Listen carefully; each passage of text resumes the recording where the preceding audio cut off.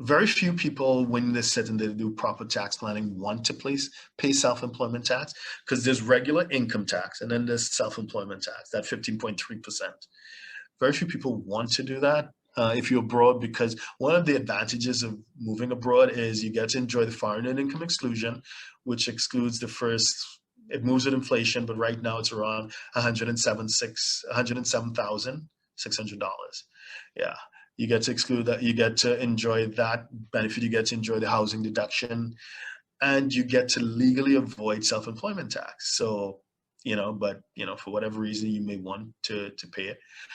If it is that you aren't making, if you're probably in 5-figure earning range, quite into 6 figures, so it may be prohibitive to form a company and create a legal structure that allows you to legally avoid self-employment tax. So we get that. If you're a low income earner, you may be stuck paying self-employment tax.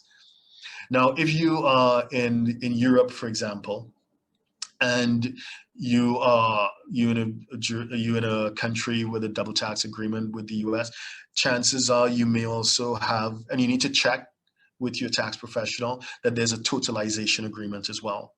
Once there's a totalization agreement, which again, this falls not under the IRS per se, but under the Social Security Administration, it allows, what the Social Security Administration does, even though that your tax return does say, hey, you need to pay self-employment tax, it would recognize if you are registered and paying the equivalent of self-employment tax, so some sort of social security payment in the jurisdiction in which you now reside, Europe or whatever the case. Typically Europe, that this topic comes up.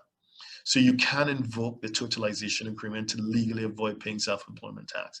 So there's a mutual recognition between, let's say, Portugal and the US, or the UK and the US, Ireland and the US, and so on.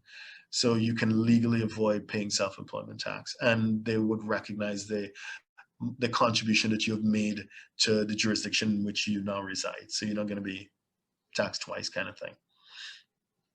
But for the most part, we, as I mentioned at the beginning, we sit with our clients, and we, assuming that they can afford it, of course, because not everyone can, we really coach them, and we understand their situation and try to see whether creating an offshore company, as in a company that's offshore to the US, may not work best for them if they're not able to invoke a totalization agreement. So they're not in a European country, for example. So we work with them to create an offshore structure that tends to be a lot more tax efficient.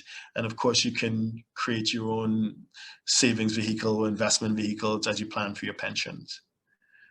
So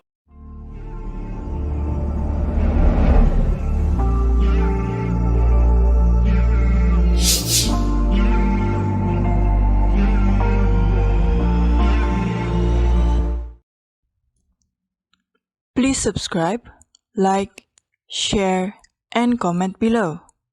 Our books and upcoming event are available at htj.tax.